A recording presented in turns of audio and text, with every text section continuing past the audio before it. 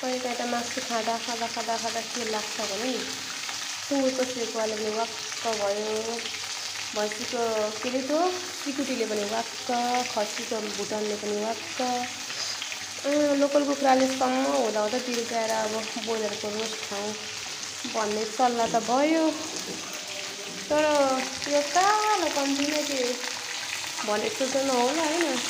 कति चाहिँ के कालो मासु अल्छी भएर कालो भएको त होइन है। फेरि यो यस्तो हो क्या, यहाँ रोटी पोलेको थियो यहाँनिर, अनि कालो बसेको थियो तेलको, त्यहाँदेखिको अनि छोडिदिएको त्यतिकै कालो हुन्छ होला। यता अब बनाउने बाँकी त कति कुराहरू चाहिँ अब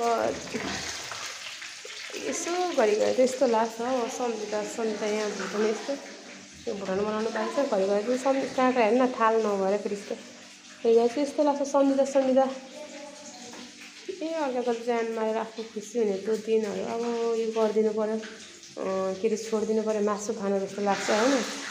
फेरि अरूले खाएको देखेपछि मुखबाट पानी आउँछ, के गरौँ हजुर, गाह्रो छ मलाई।